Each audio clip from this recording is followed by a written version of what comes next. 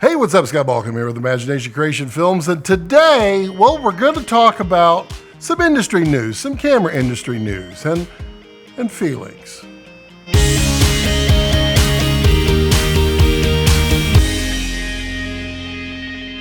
So how's it going out there? No, this is not my normal set. This is a set that I'm using for a skit that I'm shooting that I won't be able to release for now a couple of weeks because I'm going on another adventure.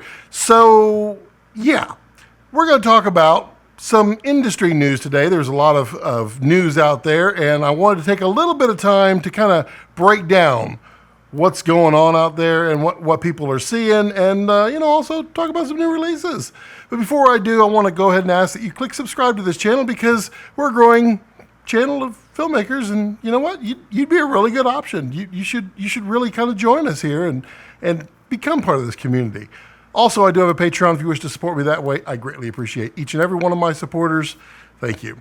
So let's go through a couple of industry news. We're going to talk about Red and Sony. So the first one we're going to be talking about is Red Digital Cinema. And if you hadn't heard, which quite honestly, I don't think that many people have heard, definitely the Red community has, and there's been some reaction. There's been some severe negativity. There's been some positive support. There's been stuff all over the place.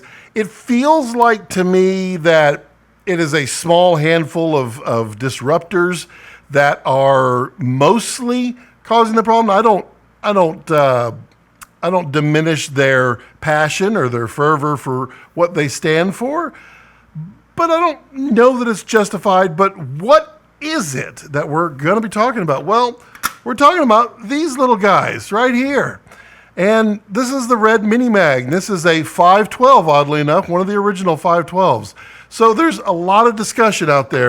There's a company called JinniMag who created one of these without permission, did not go through the third-party approval process, which there is one, to create a mag. They said that Red was charging too much. And don't get me wrong, I paid $2,450 a piece for these two that I have. And Jenny said, oh, this is way too much. We need to corner the market on this. So they created and tooled their own. Then, to cut to a short story, they started producing them and got sued. They got sued because they were doing things and using things that were not allowed. There's intellectual property that Red owns. There are patents that protect them and firmware and such from this type of behavior. Now, there's a lot of discussion as to what can be patented and not. The fact is they do have a patent on a lot of things, and this falls in there somewhere. The lawsuit ultimately was dismissed because JinniMag basically didn't have enough money, so they weren't going to be able to continue with the court cases. And Red said, we're never going to get paid, so we'll just dismiss this. Now, we're going to go into a little bit of detail into all this. And the thing that got everybody boiling was after they dismissed the lawsuit, the guy from JinniMag went he went ballistic out there and created a YouTube video, which I will not link. You can search for it if you'd like. But it's honestly pretty brutal. Not brutal against Red. It's just pretty brutal that someone would create that who thought they were going to be a friend in the industry. It just kind of shows you a little bit about that particular person. Now, these are all of my opinions here, and there's some facts thrown in here, but you should not take this as concrete evidence of anything. Now, here are the interesting points. The guy opened them up and said, oh my God, inside is a $20 card, and Red is charging $2,450. Well, yes and no. So yeah, inside there is a card that is a standard off the shelf. Now, Red had used some language a while back that several people have interpreted as they made their own mags, that everything within was made. I did not interpret it that way. When I read it, it sounded like every other car on the planet that says hey, it's a car, it's made in America, even though 78% of it came from China and 32% of it came from, all the parts all over we're a world here. We're not just a single place. So they have made in America on their products. They're assembled in America, and parts of it is made in America, so it qualifies apparently under law as made in America. I don't know. That being said, he is all up in arms that Red was using $20, which, by the way, when Red created these, which was about 5 years ago, they weren't $20. They were a whole lot more. On top of that, Red had to go out and try every kind of basically flash RAM that they put in here, but it's a much higher grade. And it's the same that's in, SSDs. It's the same type of technology, but there's only 12 manufacturers in the world of flash memory out there, of NAND, VNAND, whatever it's called, memory. I looked it up yesterday just to see. None of them are Sony, none of them are Arri, none of them are Red, none of them are any of these companies. They're all Micron and Samsung and all of these other technology electronics companies that make specialized products. So this guy gets all up in arms saying that Red's been ripping people off. Now, here's an interesting point. When JinniMag came out with their SSDs, Red was charging, I think, $24.50. I don't remember. I think it's $24.50 for these. JinniMag came out and was selling these for a couple $100 less. Now, if this guy is such a hero, if he's really such a friend to the industry and helping you out, why was he charging only a couple $100 less than Red for something that he says is only $20?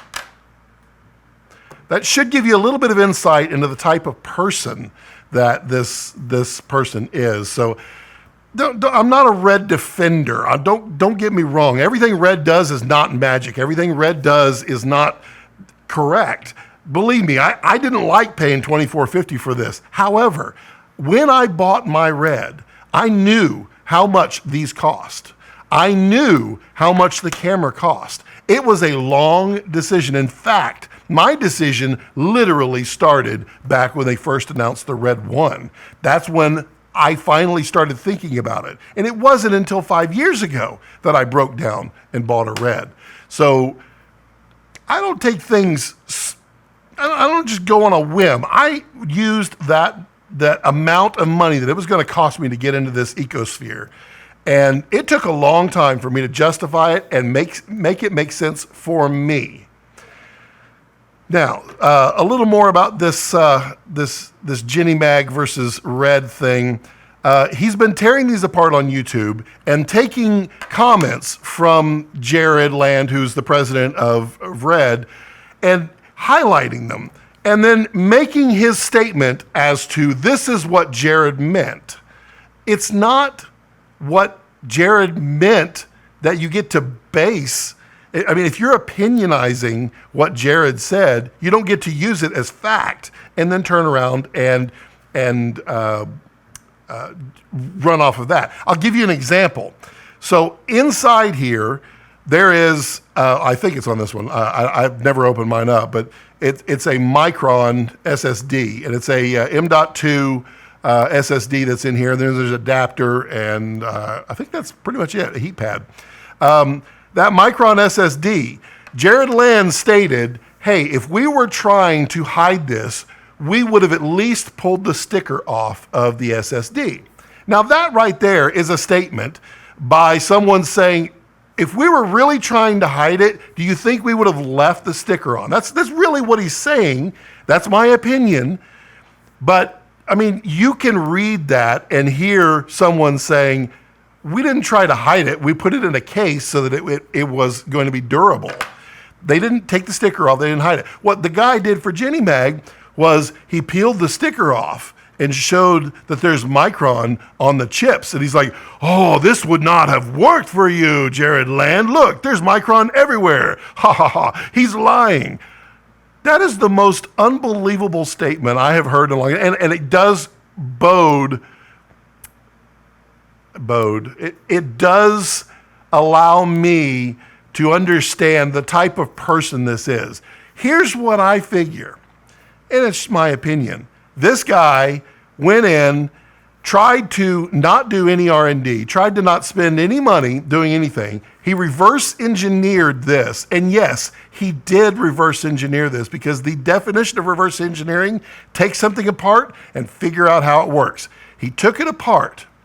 He then took an SSD that he saw, he bought one, he put it in there, and it didn't work. It didn't work because Red actually has in their firmware, in their camera, they have some feature sets that look for certain things on this SSD. So what does he do? He goes out to a forum where the industry experts are helping each other figure out problems with SSDs and such. And he portrays himself as this poor little guy who has a small production company, who has all of this old aging media that were all stored on cards. He doesn't say Red. He says stored on cards, and they're afraid that the media is going to start failing, and they want to make copies of this. But they can't get the new ones to work, and that the company is out of business or something like that. Well, that's all a bold-faced lie. And he actually does get help, and they go in and they figure out how to clone what's in here and what it's looking for to make them work, which they call it spoofing, but you basically reverse engineered it. And, you know, this is not some white knight out there who's saving the planet. This is a guy who's got sour grapes. And that's pretty sad in this industry. And there's a lot of people right now who are really, really mad about this. But I go back and I say this very, very plain and simple. When you bought your camera, you knew how much this cost. You knew how much that camera cost. You knew. You absolutely knew. There's not a single way in the world you could not know how much it cost. So that means you bought that camera anyway. You bought it knowing how much it cost and knowing how much the memory would cost. It doesn't matter what's in it. It was good enough for you to buy. And that's the way I feel about it. I knew how much it cost. I knew how much it was going to continue to cost. And I bought it anyway. Why? Because it did what I needed. And that's what we have here. I'll go into a kind of a little micro segue. And that is credit card DPs, credit card camera operators, credit card production companies. If you go out and you finance your gear to be successful, you're likely to fail. I know from personal experience, because I have gone this route many times over and failed. Until you actually pay cash for something, then you have low overhead. You can actually afford to make the films and the commercials and the productions that you need at the price that you might only be able to get at that time because you're low overhead. People that put it on their credit cards have that monthly payment, and they're kind of expecting it to pay off by all the work that they're going to be getting. But there's a whole lot of credit card DPs out there. There's a whole bunch of them who bought these things and they thought they were going to stick them out on the rental market and just corner the market, make thousands of dollars a day. But that's not how it works, because the more there are, the lower the price. And now you've got people literally in a race to the bottom trying to get to the very, very, very lowest price that they can, or the highest price that they can, and be the lowest to rent it. And you've got Red cameras out there renting for $200-300. And that's really sad in the industry. I don't rent my camera out that often. In fact, I very rarely do, and it's usually only to friends and colleagues that I absolutely know.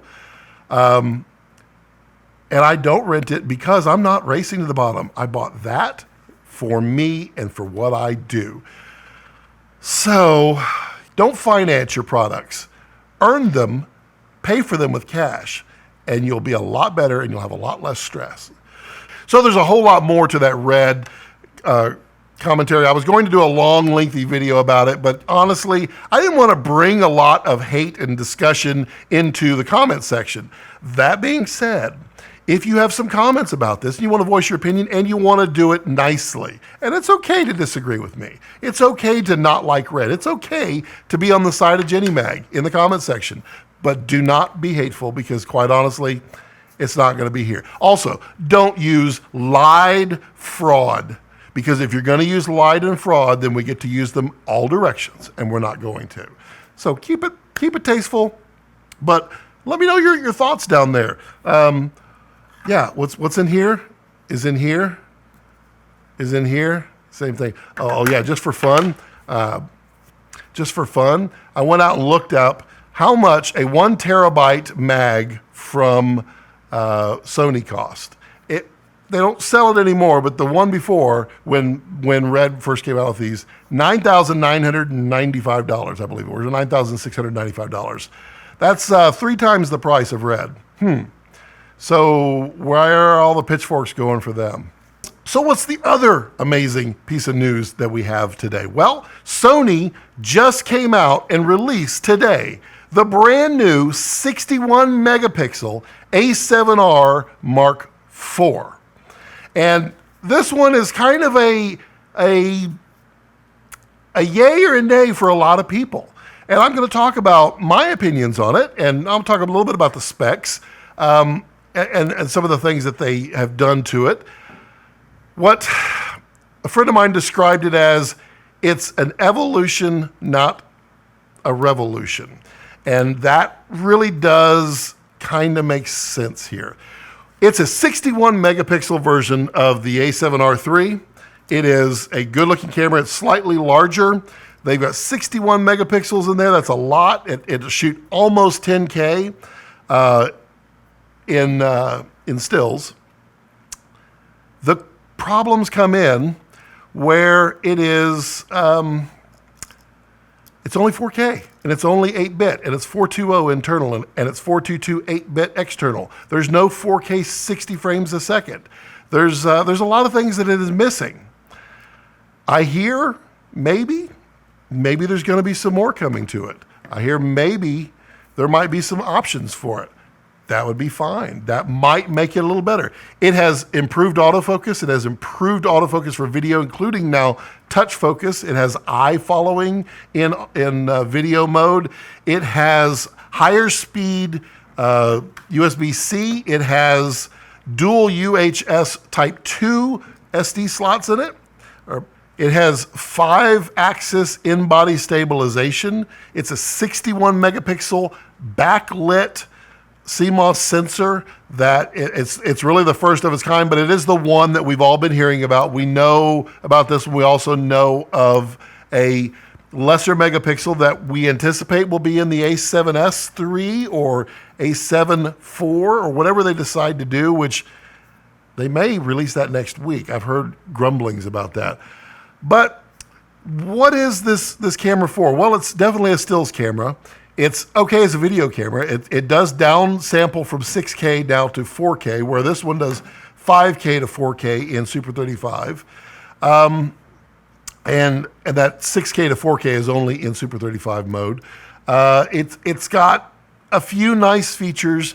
It's got better autofocus. It has a better and wider dynamic range. It has S-Log 3 with cinema gamut. It has hybrid log gamma. It has a couple of nice ads on there. What it doesn't have is enough to get me excited enough to sell this bad boy. Which those of you who know, I've been a huge fan of the A7R series. I had the A7R II before this one. I just recently got the A7R III. I did buy it used because I didn't think that the jump between the A7R II to the A7R III was a huge improvement. It is an improvement. I see it. I feel it when I shoot it. It's great. I feel the same way about the A7R IV. I don't feel like it's enough to jump from a 3 to a 4 unless you just absolutely have to have the megapixels. Now, if you have a 2, I'd probably jump. I'd probably say, yeah, okay. I might also wait a week and find out what's coming next week, if anything. I mean, you never know. There is a joke going around. People are doing it. I then extrapolated that joke. They were calling it the A7R 3.5. I was saying it was the A7R 3.1, but due to a rounding error, it's called the A7R 4. That's my joke, but it's all good. So there's there's some excitement in the Sony world. It's definitely been waiting. They've been waiting for that for a while. The A7S II is way overdue. I kind of feel like that one's going away. I think it's going to be the A7R and the A7. That's what I feel like it's going to be. So I think the next camera that releases is going to be the A7 IV. Get them to match again. And then the R will just be resolution. And the S will be bye-bye. And the regular will be more for video folks. That's my opinion. I have no idea other than it just feels right.